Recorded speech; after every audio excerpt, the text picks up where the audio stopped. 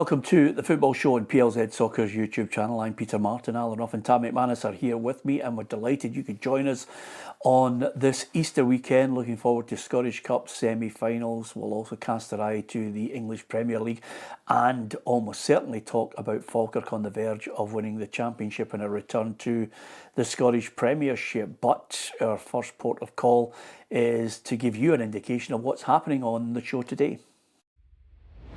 Rangers bow out of Europe, but Ferguson wants to stay.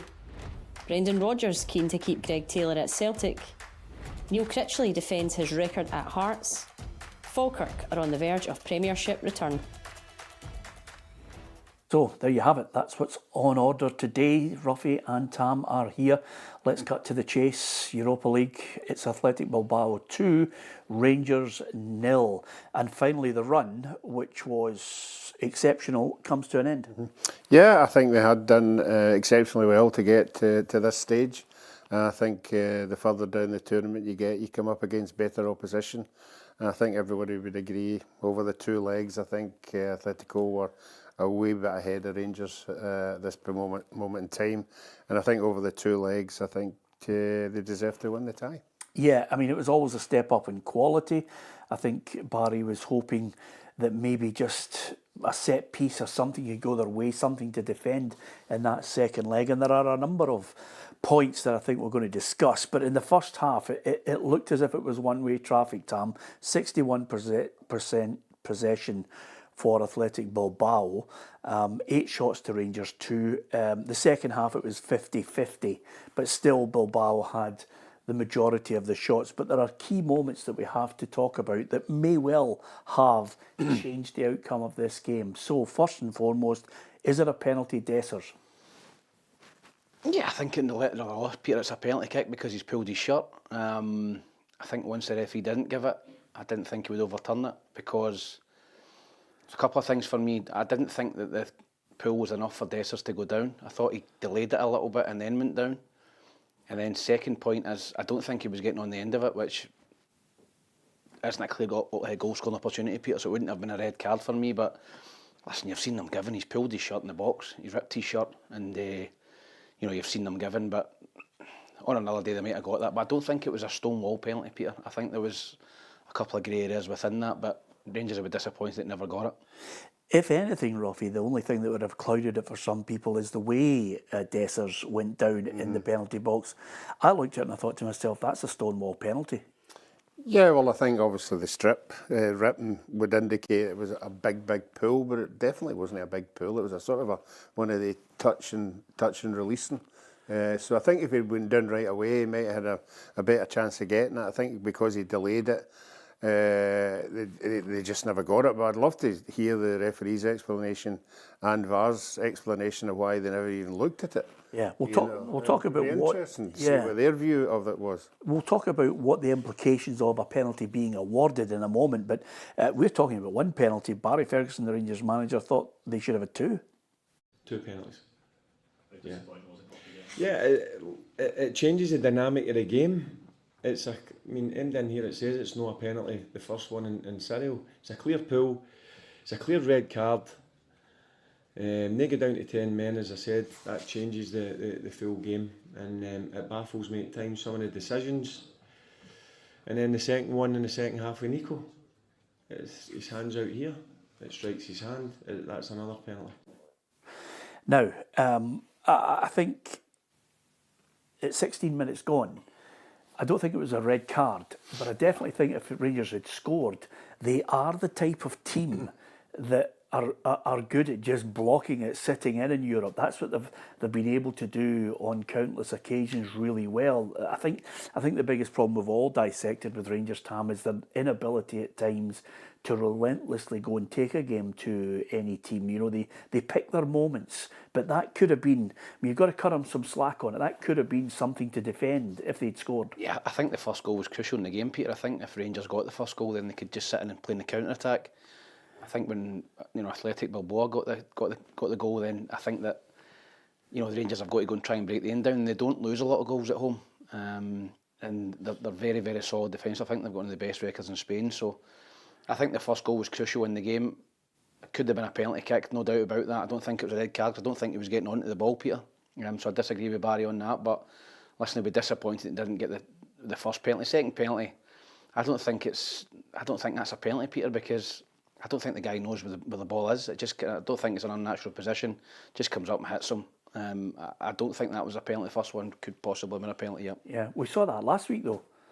We saw that last week when the penalty when Rangers. Yeah, I know Rangers. The boy didn't know where the ball was. I didn't think that was a penalty either. Yeah, I don't think that was a penalty either. But again, Rangers fans will be looking at it and going, well, if you're going to give that, you've got to give that. And that's what Barry be looking at as well. This is the consistency of it all. Yep. Yanis Hadji certainly, like his manager, not happy that they didn't get a chance to convert a spot kick. I just want my club to get back to where it should be. That's my main concern. Whether that's me or somebody else, and if it's not me, I'll fully support. I'll go back and do what I was doing before. Yeah, I'll go back to my role as ambassador, hopefully, if that offer's still there. So, look, I was enjoying myself, but listen, I got an opportunity that not many people get. And I would have been crazy to knock it back. I know I had a lot of doubters, but I've no issue with that. Everybody's entitled to their opinion. Well, we were meant to bring you a Yanis Hadji clip there, just basically talking about it could have changed the game, and we ended up going to Fergie. We'll discuss what Fergie says in a moment. With regards to the second penalty on the hand, the consistency of it, Ruffy, this is when Raskin hits the post with the shot. Yeah, I remember it. Yeah, it came. I agree with Tam. I think it came to the boy quite quick. He was looking the other way, and the ball, come up and hit his hand. And we've seen it on numerous occasions when something like that happens. Somebody comes up with some rule that we don't know about. I don't know if you can think of way back when VAR came out. Remember, was it Celtic Rangers day when Golson put his hand up? Yeah. And we all went, penalty, it's a stonewall penalty. And all of a sudden the referees come out and explain it's not a stonewall penalty because what he's done is protecting the ball from hitting his face. So there must be wee rules like that going about, but it's the interpretation. And in that kind of rule, the handball thing has, if we went to the beginning of the season and looked at every wee handball that was given or not given, the inconsistency's there. Here's Hadji on the outcome of the game. Minute 15 away from home, you have a clear penalty. I think that obviously helps us, puts us in an advantage, obviously, in both in the tie to go through. Does that mean that we win the game? No, but yeah, it's disappointing, and then obviously they started playing so much better, and I think they deserved the win in the end.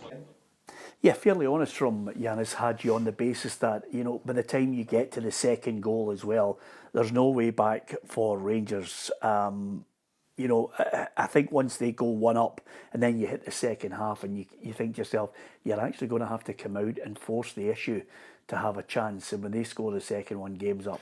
Yeah, Rangers had to open up, Peter, in the second half. I thought the first half they were well on top. I thought Rangers were pretty poor in the first half, to be honest, bar the penalty shout. I thought that they controlled the game and really dominated. I thought Rangers had a good spell just after half-time, 10-15 minutes where they came into the game and hit the post. If it goes to one each, then they might have got a bit nervy. And at 1-0, you're always in the game, but Nico Williams comes in and headers it, runs off Tavernier again, which is disappointing. We've seen it so many times over the years. He's very good going forward, James Tavernier, but he's, for an experienced player to get done on the blind side again, it's something that he has to work on. For me, and he always gets found out. He'll get away with it in this league, Peter. He'll get away with it against, no disrespect, Ross County, Kilmarnock, St Mirren's, teams like that, against quality outfits, and I include Celtic in that. He's been caught out over the years. Yeah. On the point that Barry was making there, which is, I'm absolutely gobsmacked on this one because now, obviously, they've had their European run. They'll have banked the money, not in comparison to what's on offer in the Champions League. It is, totally dwarfs Celtic's earnings, dwarf what Rangers picked up in the Europa League. But by the same token, it's a quarter-final place. And now Barry has got a run into the end of the season. to maybe state a case that's, is it fading by the week, Ruffy, when you consider what he inherited, what he's managed to do? Does his record stand up to scrutiny and maybe the chance of getting the job? I think what he's done at the club is united them. He's got the fans back in believing, that in big games that they can win them, and we saw that they can win them in big games. His actually stats aren't that impressive. I think it's 10 games, he's only had 4 wins. That's not a fantastic stat. It's not his team. No, it's not his team. But the stats there, and people will remember what the stats are. The highs were obviously the Fenerbahce, the Celtic game. He's got another Celtic game coming up. I personally would give him it, because I think what he's done is he's shown where his heart is with the club. He's shown that tactically against big teams, he's been an equal. So it depends on the new owners when they come in, what their idea is. I mean, everybody will start saying, he's not got the pedigree to be a manager, because if you look at all the big managers, they've all done something. You look at Brendan Rodgers, you look at the managers down south. To get to a level, you need a manager who's got a CV, to take you there. So it really depends on the new owners, what they think a new manager should look like. Yeah, they haven't actually had a great record other than the year where Steven Gerrard delivered the title for them, but they haven't had a great record of managers that have come in, some with CVs and some who just basically hoodwinked the club into thinking that he was the real deal, which I'm talking about was Michael Beale. Other than that, I look at Barry and I think to myself, if he gets a win at Ibrox against Celtic, there'll be a clamour from the fans. Yeah, I think there will be, Peter, but I don't think he'll get the job, Peter. I think that the new owners will come in and have their own ideas, and I think they'll be looking, and no disrespect to Barry, I think they'll be looking at a bigger name, a better pedigree, a manager in European football. There's a lot of good quality managers out there. I get Barry knows Scottish football, and he's galvanised the squad, but I think he had to get to the final maybe of the Europa League, possibly win it to cement getting the job. I agree with Ruffy again, it's not his squad of players. There's a lot of the players that Barry wouldn't get near. Let's be honest, if he was going to sign players, there's tons of them in that squad he wouldn't get near, and he's had to come in and try and get a tune out of them. He has a couple of times, Fenerbahce, Celtic. Other times they've really let him down, particularly at home against teams in Scotland. So yeah, I think if he doesn't get the Rangers job, he's showed that he's a capable manager somewhere else. He's talking about going back to his old ambassador role. I think Barry's got the bug now, Peter. I think he's got the coaching bug again. Can he go back as an ambassador? I don't think so. I think if he doesn't get the Rangers job, I think he'll get another job somewhere else, Peter, because I think you can see, he's got the excitement back and the passion back coaching. I seen him walking out into the pitch before the game last night, and the smile on his face. I think when you're out of that, I think you miss it, and I think he's come back in, working with the players again, getting results, feeling the buzz again of football, rather than, no disrespect, maybe going out and meeting supporters and all that. So I think he'll get another job, Peter, just won't be Rangers. I don't think he can go back as an ambassador, Ruffy. I'm sorry. I look at it and I say to myself, if he wins the game, and by the way, I've got to read this out. Hugh Burns says, he's not getting the job, Peter. Stop playing up to the masses. I might as well mention, some people will be pro him, some people don't like him. We've been close to him, on this show. He's worked for us for a number of years. It's a job that he's dying to get, but it might take an unbeaten run to the end of the season. Yeah, something like that. Obviously, the Celtic game will be a massive game. There's absolutely no doubt about that. I think if he's offered it, he'll jump at it, he'll take it. But I'm maybe agreeing with you. I'm not too sure about what you would do if you never got it, because Tam's hit it on the head. It's the buzz. Yeah, it's everything. It's the turning up in the morning. It's mixing with quality players. It's playing in quality games. It's playing in Europe. And it's a new manager in the dugout, and you're meanwhile going round the corridors, and people are saying, "What did you make of that?" Yeah, it's tough. You can't do that. I think that will happen. It doesn't work. I know, but I mean, sometimes people decide they've had their bit. They've done it. It was his ambition to be the manager. He's done it. That he might want an easy life with his family, because it's all consuming. I don't think people realise how all-consuming it is being a Rangers or a Celtic manager or a top team. It's morning till night and even further. I think he thrive on that bit, Ruffy. Yeah, that's what I'm saying, aye. But that's what I'm saying, that's why he would say he wants yes. that, and probably something he's missed within football. So. But if he's not going to get offered it, you know, taking all that away, you know, it's a big miss. I don't know. I mean, I'm thinking of the times when Rangers went off peak or whatever you call it. Graham Souness, Steven Gerrard. Well, as a manager, I think that might be what the new owners are looking at. Something like that. Something with a bit Both of... of them are heavily backed financially as well. Yeah, yeah. yeah, the other thing about it as well is we're still waiting to see what group of investors are coming in, whether it's confirmed, and when and if it is confirmed, you know, they'll be looking at it in a business sense. I don't see them being guided by people suddenly looking at people with a Rangers connection from what has gone before. I think they'll be looking at it in a broader sense. I think he's done enough to get a year.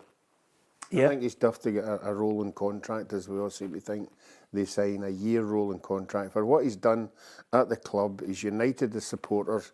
I think if you did a survey of supporters, you know, the majority would go for him. Yeah. And I keep harping back to Neil Lennon. I think that was one of the reasons that Neil came back, because it was a supporter input. They wanted him back because he'd done, and for a wee while he had done it, you know, but that was the reason that he came back. And I see the same sort of similarity with Barry. Yeah, okay.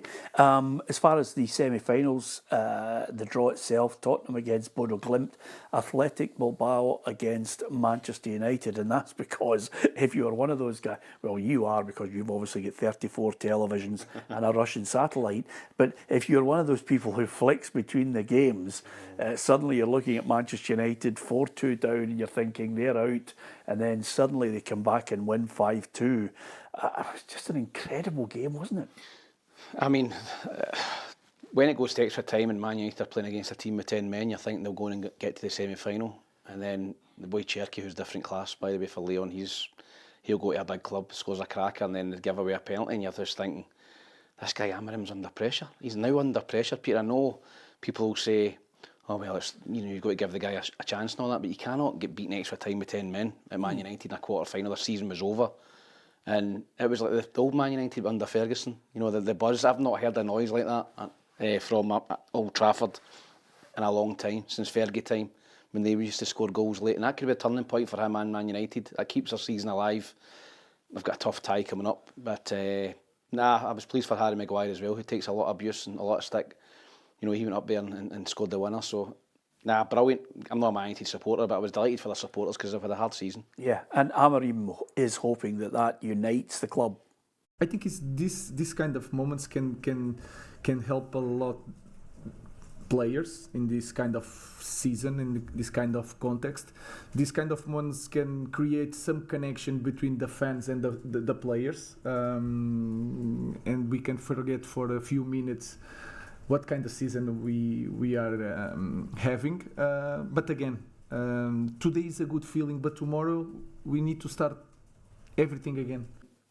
Yeah, I don't think I'm like you. I think he's under pressure, and I think it'll be Athletic against Tottenham in the final. And who would bet against Ange Postecoglou winning, and then Tottenham reverting to type and sacking him? Yeah.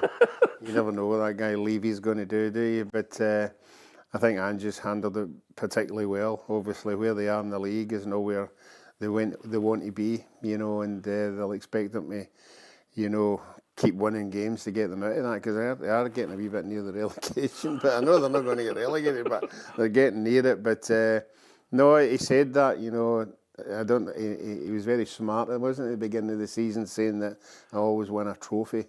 My second year in charge of a football club. Now that narrows it down to what, about 9 trophies, and he's on his last legs with this one. So no, I think he's good at press conferences, and I think we all saw what he did up here. So I think if you want to get behind him. Yeah. Okay, we'll find out. Real Betis against Fiorentina and Jurgarden against Chelsea in the Conference League semi-finals as well. I think first leg's 1st of May, second leg 8th of May. Scottish Cup semi-final weekend, we're really looking forward to it. Hearts against Aberdeen, and on the Sunday it's St Johnstone against Celtic, a 3 p.m. kick-off for that. Brendan Rodgers obviously was asked about the ongoing situation with Greg Taylor, and the, of course, impending arrival of Kieran Tierney in the summer. Is there room for both of them? This is what Brendan had to say about it all. I've said all along, he's a player I so want to keep here, but that bit of it is out of my hands. I hope this is one of these ones that can go on longer and it doesn't go the other way. He's such a fantastic player, but he's more than that. He's instrumental off the field. His character fits this club because he's up for every game. For me, Kieran Tierney can dovetail perfectly with someone like Greg. Do you agree with the Brendan Rodgers? Yeah, I think when Jeffrey Schlupp came in and started really well at Celtic, you're looking at it and going, well, Greg Taylor's not going to play third fiddle. You know, they've got Kieran Tierney, which is a wonderful signing on a pre-contract. Maybe Greg Taylor's backup, but possibly third choice. But Jeffrey Schlupp fell out the team. Taylor's come back in, and I think you can tell that Brendan rates him as a player, likes him as a player, good professional. He's been a really good servant for Celtic. So listen, it's up to him. I think there's a good contract on the table from Celtic. He's 28 years old, I think. I think he might maybe look at going trying something else, Peter, maybe Croatia or abroad. MLS teams in for him, English clubs. You know, he's won everything at Celtic that he can. So I don't know. If you're a Celtic supporter, I don't think you're that bothered. I think you've got Kieran Tierney coming in, who's the number one, who's going to play every week for me if he's fit. But Greg Taylor would be a handy backup. But it depends if Greg Taylor at 28 years old wants to be a backup, which I tend to suggest no, because he's not signed that contract yet. Yeah, I am of the opinion I'd like to see him stay, Ruffy. I don't think he's done a lot wrong. I think the problem that Celtic fans have is that expectation, that level where they want to see players of a certain calibre who can make a bigger impact in, you know, big Champions League games. And I think that's slightly gone against the boy, but he's done nothing wrong. You couldn't turn around and say, oh, well, Greg Taylor's cost Celtic that game, and that game. No, not in any Premiership game, Scottish Premiership game. You couldn't. He's been absolutely fantastic. He plays the way Celtic want to play. Fullbacks leading for the halfway line into the 18-yard box and putting quality balls into the box, which he's done. I just think he's been made maybe a scapegoat in a lot of the European games where Celtic were losing goals down his side. You know, obviously other teams identifying maybe that side of the park was the weakness, and he came under the brunt of most of it. But this is all about Greg Taylor. That's Brendan Rodgers saying what he wants. Let's see what Greg Taylor's saying. You know, then you'll get an idea, you know, of what he's thinking, because he's no different from any other individual. He's going to be thinking Tierney's coming. I love playing football. I don't want to go into the B team or the reserves or sitting about a dugout. I want to be playing at this stage, and there certainly seems to be a lot of teams after him. Yeah. So I don't think he's got a problem. Yeah, absolutely. Listen, there'll be a lot of players in and out in this summer. Some players who've been brought in for big money will undoubtedly be assessed on whether they've got a future. Some players have just run their course and will leave, whether it's Rangers or Celtic. Brendan Rodgers had to bat away questions today about Adam Idah, and was quite critical of people who expose players when they're on nights out, especially if you're heading out to a taxi and you're barfing all over. You're barfing all over the place. Now, I have to say, I'm not. I wouldn't have seen that. I wouldn't have looked at it. If it had been on, it wouldn't have interested me. I'm that type of tittle tattle. Players like a night off. They can switch off, providing they're doing the business on the park. You know, you can have your time. You know, I've witnessed some of the best players in British football who could burn the candle at both ends. But if you train well, you play well, you'll get a lot of slack cut on you. Yeah, I think obviously Adam Idah's come in and he's not really fulfilled his price tag yet, Peter. I think that's fair to say. I think that when he came in on loan, he looked hungrier.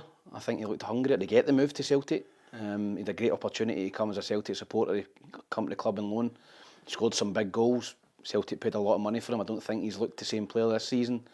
And you're right, if he was sitting in 25, 30 goals, the Celtic fans wouldn't bother at all. I think some of them will go, well, that's why he's not doing the business. You know, he's having too many nights out. We've got a big semi-final and he's out getting drunk on a night out. But yeah, you're right. It's really disappointing to see people filming players. I was probably just before that, Ruffy obviously well before that, but I was just before that kind of age of social media, and listen, you're right. He's a football player. He's a young guy, 24 years old. He's got a night. I believe they were off on the Thursday, and he was out on the Wednesday night having a few drinks. I don't see any problem with that, Peter. And Brendan Rodgers said that in his statement today as well. So it's disappointing that people are trying to do you in, try to stitch you up, maybe for social media likes. But that's just that's the game now. That is the world we live in, and players have got to be really, really, really careful when they're out and about and drinking, because there's always somebody trying to do you in and somebody sitting with a camera to video you. Yeah, and that's the nature of it. Yeah, you can see why the players stay at the town. You know, their own wee bit to go to. Whether it must be very, very difficult if they're single. You know, obviously they've got a family to go home to. Yeah. You're not going to get into so much trouble. But if you're single, you know, you'll think you're untouchable and you're out there. But there's worse, people done worse things than that. Well, not too far away from us. Yeah, I mean, obviously. Listen, please don't throw stones, because if there'd been social media in your day, Tam and I would be on visitation rights and saying, "Do you want some food? Are you okay? Do you think you'll be able to survive in there? You've got another 2 years to go." But it shows you that the players are just human. They're just ordinary guys. You know, you've got to give them a life. You've got to let them enjoy themselves. You can't be, you know, that 100% professional. If you're given a couple of days off, then you take the couple of days off, and the managers should appreciate that when that happens, if they're single and they get there, there's these people out there who want to catch them. Yeah, Les says Tam is the expert on this subject, going out for a few pints, so clearly they obviously... Wasn't it Sunday meal that done me, not the Sunday with camera. Let it go. Okay, Celtic against... What was the kebab shop you were sponsoring? His name was the strippers. Yeah, yeah, absolutely. And that's... I'm not going there. Anyway. It's this 2025. Yeah. I think my band's probably ran out. I think it was 20 years I get banned for the pubic triangle. Anyway. Yep, absolutely. Maybe we'll have a staff party in there now then. 1-6 Celtic, red hot favourites. 10-1 you can get St Johnstone to cause the big upset. It's a big park. It's Celtic just coming to the boil again, Ruffy. Can you see anything other than a Celtic win? No, I can't. And I have to say, give St Johnstone credit for the win a couple of weeks ago. They got the goal, they defended for their life. I thought they got away with it that day. Celtic, as usual, had so many possession of the ball, so many shots at goal, so many chances. If that happens again at the weekend, I think they'll take the majority of them and they'll win the game quite comfortably. But what I have done is I've given the St Johnstone players a wee bit of belief in that 1-0 win. You know, if you're in the St Johnstone dressing room, you're going to say, well, why not? We did it before, why can't we do it again? Well, Simo Valakari reckons, you know, dreams can come true. To defend, but at the same time I hope we can express, you know, our attacking way going forward, put some questions on them and play from that, and it's beautiful for our fans as well to come there, you know, support this team as they have done all this time I've been here. So it's a day where miracles and heroes can be born. Miracles and heroes, he's just set it up beautifully. Yeah, he is. Listen, he's such a positive guy, such a positive coach. I think if you're a player, you'd like to play under him. I think you know, he inspires the team, he inspires confidence in the players. I think Celtic will hammer St Johnstone. I've seen this movie before this season. I remember Aberdeen going to Celtic Park, getting a 2-each draw. Played them in the semi-final. Was it semi-final at Hampden? 6. Hibs beat Celtic at Easter Road. That could have, you know, they got them in the Scottish Cup, and Celtic won that game comfortably. That could have been 3 or 4. I think when Brendan Rodgers gets a bit between his teeth, Dundee done it as well early in the season. I remember speaking to Stuart Taylor. I think they drew with Celtic at Dens Park, and then they absolutely spanked them. Was it 6 or 7 at Parkhead? I think Brendan will have them wound up about this just because St Johnstone beat them a couple of weeks ago, and I think Celtic win the game comfortably. Yeah, I mean, I must admit, Ruffy, I can't see anything other than that. I think Celtic again coming to the boil, business end, want to finish off with the trophy, want to get the treble all done and dusted. Yeah, I mean, it's going to be a difficult day for them. As I said, Celtic in that big park, you know, the wide men could take on anybody, you know, with the pace that they've got and the 3 in the middle will control things. I can't look at the St Johnstone team and look at anybody who's going to be a match winner from me. I think it's all about Celtic and how they handle the day. What about the other semi-final? Hearts against Aberdeen, 12:30 kick-off for this one. And quite a few Dons fans will be heading down there. Hearts fans out in great numbers, although I was in the capital yesterday speaking to a number of Hearts fans, and I'll tell you, they are not enamoured with the manager and what has happened over the last week. Not getting into the top six is a huge disappointment. There's a bit of criticism coming Neil Critchley's way. He's taking it on the chin and bouncing back defiantly. Does it bother me? No, not really. Is it fair? Well, you could say that because there's evidence of that. But I say it's a small sample size. I've only been here 6 months. If we're still talking like this after another lengthier period of time, the team's evolving. We have to keep moving forward. We have to keep showing progression, and I believe we have, and we're moving in the right direction.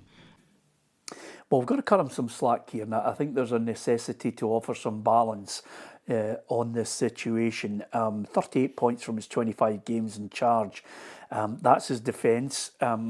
The criticism has been dumped out of Europe. Can't beat Hibs. Failed to make the top six. He's had 15 wins, 6 draws and 12 defeats. 9 of his wins, coming in the league. So you're looking at him and you're saying to yourself, has he got a case here? I don't think the Hearts fans will believe he's got a case, Peter. I think that they'll look at his inability to win big games. I think that, you look at the way they started in Europe, how they didn't get out of that group was incredible. They bottled it in the last game against Petrocup, Moldovan team. They should have beat them. And to go out to Europe was disappointing. They can't beat Hibs, big games. And this is another big game tomorrow. This is a season on the line. If they get beat off of Aberdeen tomorrow, I think he'll be under enormous pressure, and I'm all for giving managers an opportunity. You've seen that at the other side of the city with David Gray, Peter. They stuck with him, they gave him an opportunity. But I think the Hearts supporters have got the daggers out for him just now, and they need to go and beat Aberdeen tomorrow, or the pressure will be incredible. They've failed to win a big game, and tomorrow's the biggest of the season for them. What does the pressure being incredible mean to you? Do you think if he loses the game against Aberdeen, then he'll get sacked? I think he'll be very close to the sack, Peter, and the last 5 games in the split, you'll need to go and win most of them. If they get put out the cup, and I think the first game's against Dundee at home. If they get beat off of them or don't win that game, then there could be a relegation battle as well. So I think he's got a massive game tomorrow to go and win. If he doesn't win, there'll be a huge outrage from the Hearts supporters wanting him sacked for me. I think we're living in an era now, Ruffy, where everybody is, clamouring for people to get the boot. Sometimes you can't criticise fans because they pay their money and they watch and they try and see a style. So we stood by David Gray in a long period when people were saying, he's on the edge of the cliff here. That game against Aberdeen, ironically, is the one where many people thought Hibs board might have pulled the trigger on him had it not been a late equaliser from Rocky Bashiri. I'm looking at him saying to myself, you came in October, you were second bottom of the table, and slowly but surely you've tried to get them away from relegation. I don't see them being relegated. I think he deserves time to get his own players in. Yeah, some people will say that, but we saw that fans are now dictating when managers go and when they stay. Like that club, Ruffy. And Hearts supporters have got such a big say. Vocal. I think the difference was with David Gray when he was having that terrible time. He had the benefit of being a Hibs legend. The Hibs supporters sort of not in bulk turned against him. They stuck with him. I think he's got no Hearts tradition at all. The supporters won't see him any connection with Hearts. They'll look at how well Hibs are doing. That's like Rangers and Celtic. If the other part of the city is doing particularly well, that goes against you. He's unfortunately not got another Hibs Hearts game, which if he won it might give him a wee bit of leeway, but that's not going to happen. So this cup game is the big one, and I think if they do lose it, you'll see how vocal these Hearts supporters are. Yeah. Okay, who's winning it? Aberdeen. Comfortably? No, not comfortably. I think it'll be a very, very tight game. I think Aberdeen have got their act together a wee bit. Still losing bad goals at the back, but I haven't seen any for Hearts. The Motherwell game last week was a perfect example. Nobody taking the game by the scruff of the neck. Shankland's missing chances he wouldn't be missing last year, so it remains to be seen whether he sticks by him, you know, and says this is the kind of game that he could win this for us. Yeah, as far as Aberdeen are concerned, off the back of what looked as if it was heading towards a victory against Rangers, suddenly they had to put up with a point after that late Yanis Hadji equaliser. Jimmy Tillene getting ready for this semi-final and a huge support backing them, says they've just got to put that draw behind them from last week. Sunday night was not one of the best ones, but also you have to understand that it's another game is coming really quick now, and it's an important one, and that's the skill you have to have if you work in this football context. You can't feel sorry for yourself. You have to show up and then focus on the next target. And now it was a semi-final, so of course you have to get it out of the system, but Monday morning we have to focus on the right things again. Yeah, and focus on trying to get them into a cup final. And the Forum, he's slowly but surely managed to turn it around. They've only lost 2 games, they've won 6 and they've drawn 3 since the start of February. Yeah, I think they've had their wobble, Peter. Well, when it was more than a wobble, it was a nightmare run for them. I think 12 or 13 games without a win. Is a nightmare above wobble? Aye, I think it was a real bad period for them after the start they had. I was very surprised to see that they were outsiders and that Hearts were favourites, which I don't understand. I think that big Hampden pitch will suit Keskinen, Shaden Morris. I think the pace they've got in the flanks, I don't think Hearts have got that. So, you know, I fancy Aberdeen as well. And I think it'll be a close game, but I just think Aberdeen have got a wee bit more mobility in the wider areas, and they've got a goal threat with Nisbet, and I don't think Hearts have got that. They've looked very blunt in recent weeks, so I'm going to go for Aberdeen to win it. Yeah, how much? 2-1. 2-1 Aberdeen. Are you going 2-1 Aberdeen? 2-0 Aberdeen. 2-0 Aberdeen, okay. Is that because you just can't see Hearts scoring a goal at all with Shankland? He's only scored. I'm asking you because the criticism here has been, you know, as we look at all the managers, whether it's top 6 or bottom 6, Ruffy, we always analyse and say, has he got a goal scorer? You know, and quite simply, Lawrence Shankland scored 4 goals this season. Last season, he banged in 31. Yeah, and I think if you look at the game last week against Motherwell, if you look at the chances he got, he definitely looked, you know, not comfortable at all, not confident. There were chances last week that it would have hit the back of the net, but it just doesn't look the Lawrence Shankland of old. But like good players, if you keep criticising them, sometimes they come up with the goods. Yeah. I don't think he will at the weekend. No, I think the manager deserves a bit of criticism, for me anyway. I think they're going to lose to Aberdeen. I think Aberdeen will win, maybe 3-1, but I think the manager deserves criticism because if you're looking at such a big game to get you into the top 6, you play a player, whether he's on the way out in the summer or not, if he can get a goal. I mean, he had one chance right at the death last week that could have salvaged him a place in the top 6, and it was inches past the post. But I think he's got to play him. Yeah, obviously I think James Wilson will be back from suspension, which will give them a bit of energy and a bit of legs up front. I think he could possibly play. Would you play him from the start, Shankland? I don't know, Peter. I don't think so, no, I wouldn't. To win a Scottish Cup I'd bring him on, Peter. semi-final? I don't think he deserves to be playing his performances, Peter. I know you're saying... He's not an impact player. I know, but I know you're saying he's been poor this season. I don't think his form this season dictates that he should start the game. I think he should maybe come on, but you know, I agree. I felt that Hearts last season, I think he carried them at times, and I didn't think that last season that Hearts were a particularly great team. But with a guy like that who was scoring a lot of goals, and it just shows you when he's off form, you know, Hearts have not got anybody else to score a goal. Last year he looked sharp. You know what I mean? He looked sharp. He did against Motherwell. It was sloppy. It was a sort of a. I know the chance you're talking about, but the chance before that, he had a shot and he skied it. You know, he just didn't look, you know, sharp. Okay, we're all going for Aberdeen. Yep. Aberdeen to win. Yeah. I agree with you with Celtic. I think Celtic will win by 4 or 5. Yeah, I'm going to go for Celtic 4-0. I think they'll be ready for St Johnstone. Ruffy? 3-0.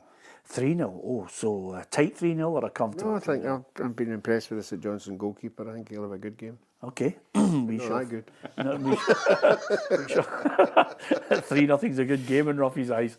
Give us your thoughts on that. Who's going to win the semi-finals? Will it be Hearts or Aberdeen taking their place at Hampden? Will it be Celtic, or will it be a major cup shock to rival Queen's Park's efforts earlier on in the competition? Can St Johnstone produce a big performance on the day and have back-to-back wins over Celtic? It's a long time since I think you could witness St Johnstone having back-to-back wins over Celtic, if at all.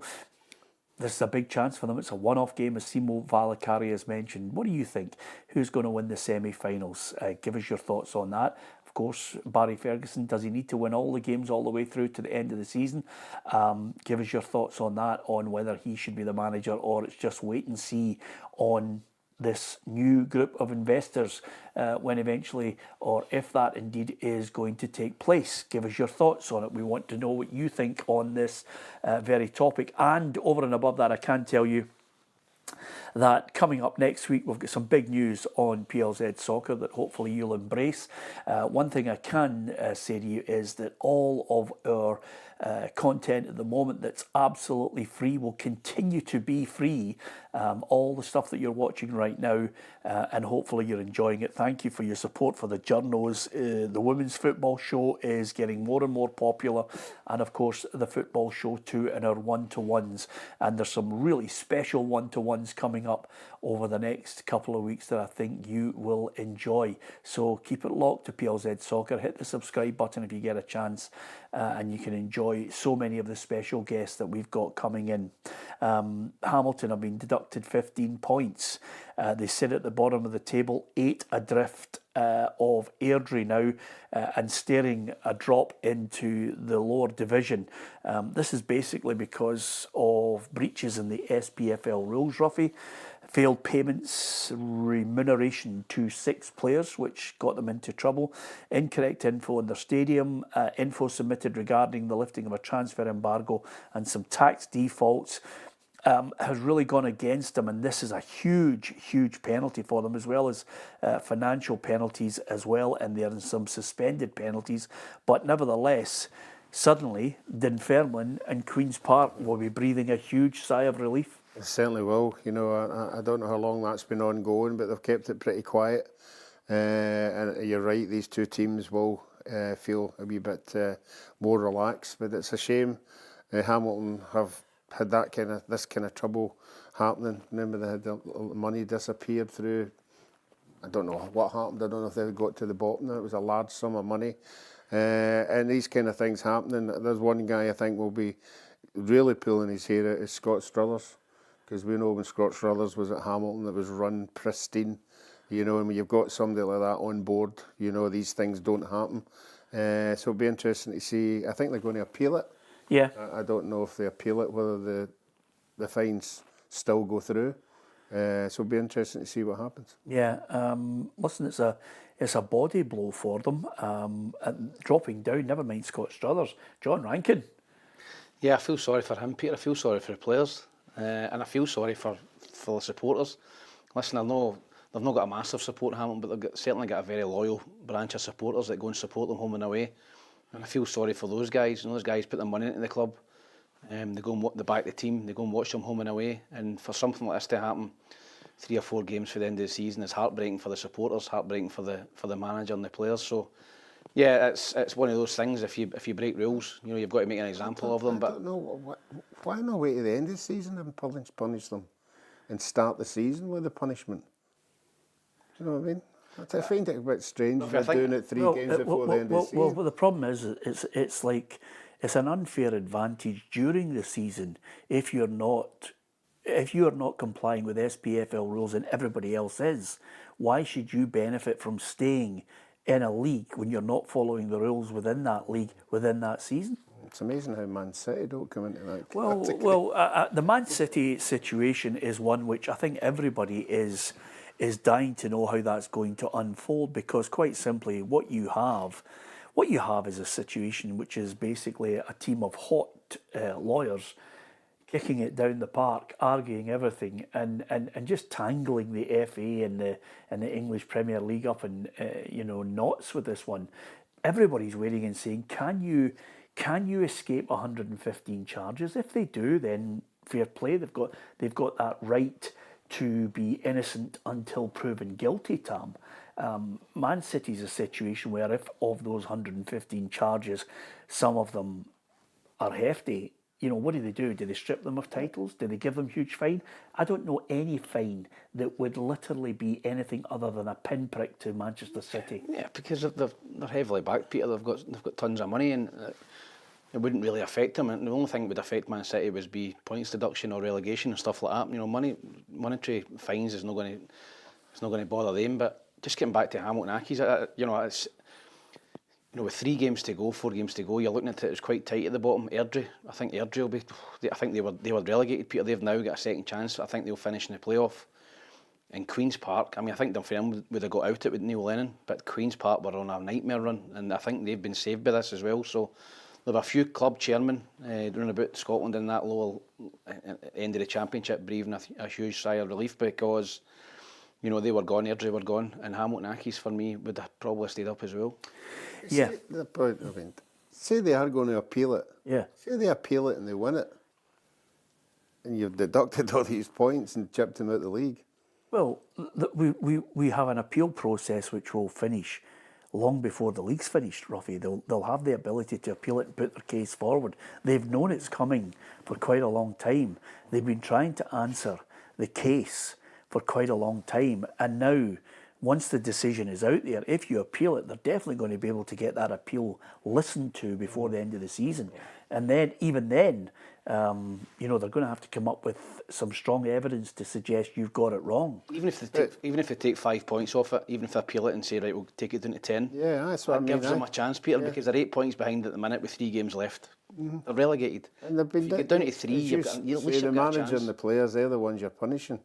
They've went on a wee run now. They've got a couple of good results. Now you go, wow, there you are, take that. Some players, though, I think, with regards to remuneration, have to be paid.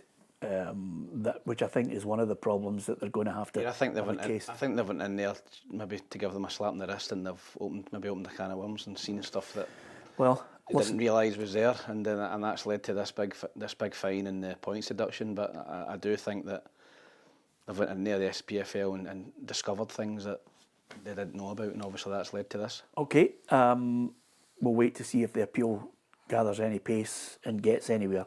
I must just say, our reporters are out at the 2 Scottish Cup semi-finals, and of course I'm going to head to Falkirk to watch them take on Wraith Rovers, Ruffy. We've had great access this week with Falkirk, and certainly thoroughly enjoyed chatting to the manager and some of the backroom team and the players as well. Some really good stuff with regards to Falkirk on the verge of winning the championship. I've got to say, it's just an unbelievable situation over the last couple of years there. This is a club who have basically managed to turn things around, and I think John McGlynn himself is absolutely delighted that not only the players but everybody connected with the Falkirk family have a chance to enjoy it. If they can defeat Wraith Rovers, if Livingston and Ayr United somehow slip up, it's going to be title party time at the Falkirk Stadium. But the reality is different from believing, because the reality is that we're now here on the threshold of doing that, and it would be it's a much bigger achievement than just winning League One and being invincibles, to come up and to continue what we've been doing so well, and to get there. It means that it would mean the world to everyone here, fans, directors. Obviously it's a fan-owned club. The directors are fans, and the players, what the players have done is just remarkable. Yeah, it is remarkable, because to come up as invincibles, undefeated in League One is one thing, but to then go again and with a good youth policy, some good recruitment as well, suddenly, Ruffy, they're up at the top end of the championship, playing a good brand of football that the Falkirk fans love to see. And it's great credit to John McGlynn, I think, what he's done there with Paul Smith and that whole backroom team. Yeah, it's a wonderful stadium, wonderful supporters. You know, they're a big asset to the club. You're talking 5,000-6,000 at the games. They'll be a massive asset to the Premiership as well. And it's amazing how they've turned things around. It's only, I think it's 3 years ago when I was at Partick Thistle, we beat Falkirk 5-1 to get promoted. And ever since that day, they have turned everything on its head. They've got everything behind the scenes. You know, the people who are running the club, you know, the way they play, the manager coming in, and the hospitality and everything is just fantastic. It's a day out for the family, and I would like to say congratulations to them, done everything right. Yeah, absolutely. I mean, they've got some really good players. When you look at it, the arrival of Scott Arfield has just been unbelievable as well. I was chatting to him, you know, talking about, you know, it took you a full 30 seconds to really settle back in at Falkirk. Side foots the ball into the back of the net, scores a hat-trick, loving it. You know, you've got Calvin Miller there, who obviously is an experienced player called Donaldson, and of course Nicky Hogarth, the goalkeeper too. So it's a really good team, and they play attacking football. Yeah, they're great to watch, Peter. I think we've seen that in the cup game against Celtic. You know, to go and see a championship team go to Parkhead and play like that was refreshing to watch. You know, they're really brave in their approach to the game. They played the way they've played for a year and a half, Peter, before that under John McGlynn. So I think John deserves a lot of credit because he's picked up a lot of guys from bigger clubs and revitalised their career. Ethan Ross, I think, was at Aberdeen. Calvin Miller at Celtic. Dylan Tate, who was at Hibs, didn't quite make it at Hibs. Sean Mackey was at Hibs. So they picked up the boy Adams from the Lowland League. So he's picked up players, younger players with talent, maybe lost their way a wee bit in the game, and he's gave them a platform to go and play again. So they've got a really good squad there, and I think they're all going to win the championship, and they'll deservedly do it. And again, he's got to be one of the up in the contention for manager of the year, Peter. I think John McGlynn must be in the final four for what he's done at Falkirk. Yeah, I agree with you. And if and I'm not advocating that Hearts should be sacking Neil Critchley. I think he deserves a summer transfer window. But if the eventuality befalls him, then I would look and say he's out. You know, this is the man that they should be looking at as a Hearts manager. He knows the club inside out.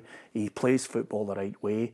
I've heard some people blithering on about Hearts need to be a physical side and need to, you know, go and fight. That's what their style's all about. Rubbish. Hearts fans want to see good football, entertaining football, wingers, you know, and high press and high intensity and scoring goals in that fabulous stadium. And I think he's got the exact blueprint. He's taken a leaf out of Brendan Rodgers' book. He's watched him. He's worked with him. He's learned from him. And they're reaping the rewards at Falkirk. Yeah, I can't knock anything you've said. I think just unfortunately for John, the new manager seems to be a new breed that's coming in.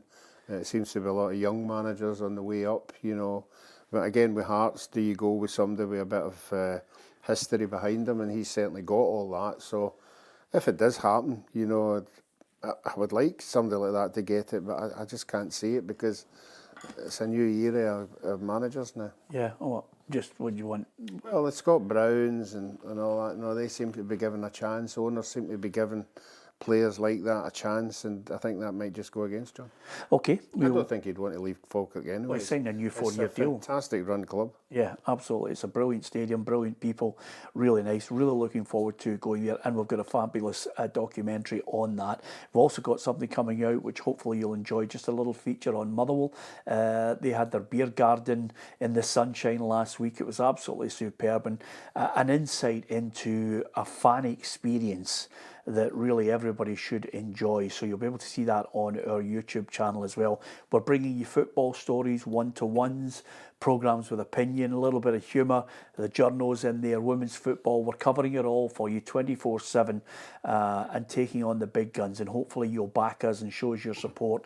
We've got big news coming up next week on PLZ Soccer that hopefully you'll show your support for. But lots of free, great, accessible content to enjoy. Tam with the Footballers Football Show, chatting and getting an insight from players who played the game and some who are managing in the game as well, right across all the divisions.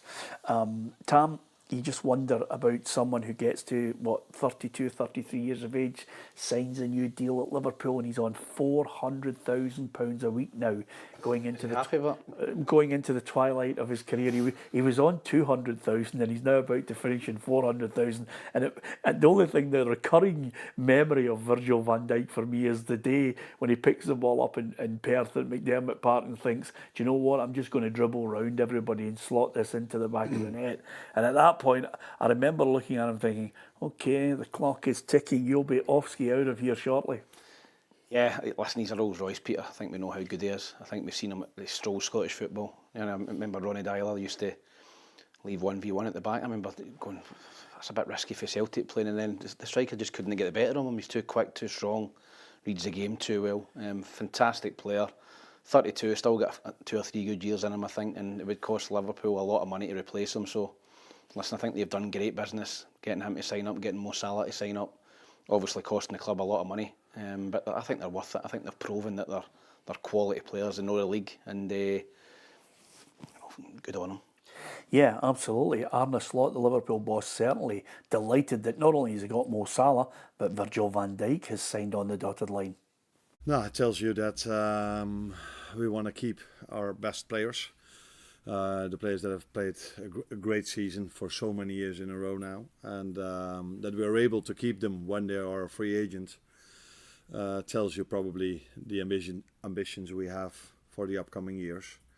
And I'm really happy that the both of them extended. Virgil, we've spoken about Mo last week, and Virgil has been so important for us defensively, offensively, in and around the dressing room.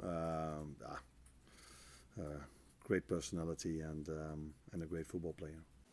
Yeah, certainly can't disagree with them on that. We're bringing you as much football north of the border, south of the border, European football as well. Blair has been absolutely magnificent, Ruffy, in the Europa League with Rangers. He's been out there in Bilbao. He's been giving us top 5 things to do: eating food, catching people, celebrating, interviewing people, giving us the managers and players, talking to journalists. He's been brilliant. And that's what we're going to continue to do. Thanks to Les Watts, who has posted a really nice message saying, Peter, PLZ is the only reason I keep YouTube on my phone. Because as ever, you can watch YouTube on your phone. You can actually download the app and you'll get the programme. You can watch it on your phone there as well. And you'll get the app on your phone, Ruffy? Yes, I have. Yeah, he's still got it in his Nokia 3210. Use it in my holidays. And also, quite a lot of... yeah, sure you do.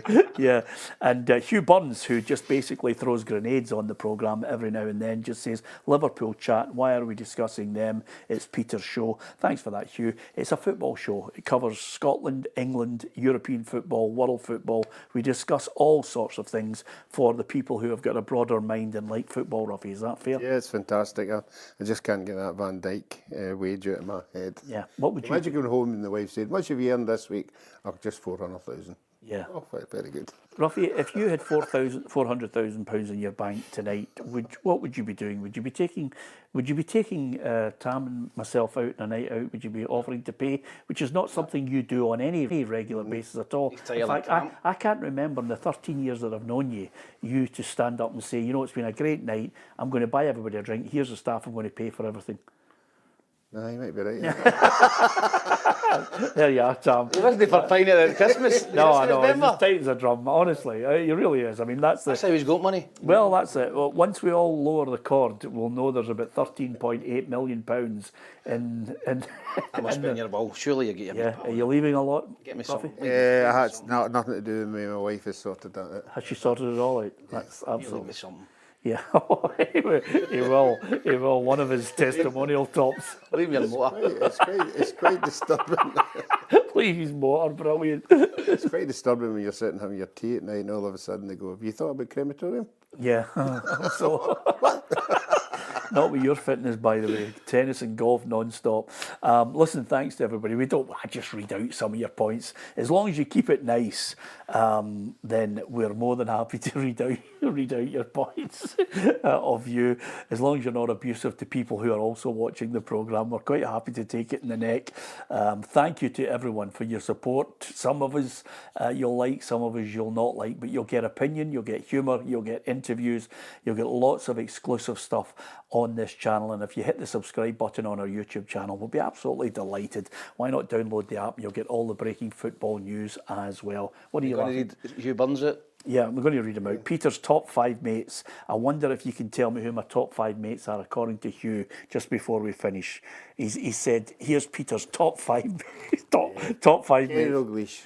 Kenny's not on it, no. Lenny's. Lenny's definitely on it, yeah. Barry Rodgers. Barry's on it, yeah, yeah. That's not a bad 2, is it? Brendan Rodgers. Don't think so, Ruffy. There's a clue. Big DJ, ahead of Johnson. you, ahead of you. Because Derek, yeah, absolutely. Sean Maloney, I like Sean. Sean's okay. Moisey. Oh, Moisey. Moisey, yeah. Have we missed anybody? That's your top 3, isn't it? Moisey. Yeah, Lenny Moisey, and Barry, Barry. and Lenny. That's Yeah, his 3 favourites. absolutely. Well, listen. Never criticise him. At the end of it, well, exactly, because at the end of the day, show a bit of loyalty along the way. It gets you a long way, doesn't it, Ruffy? And free tickets for games and hospitality. Yeah. And that's how Ruffy lives his life. Anyway, great to have your company. Thank you for joining us. Thanks to Ruffy. Thanks to Tam. From myself, Peter Martin. Thank you for listening and watching. Enjoy your weekend.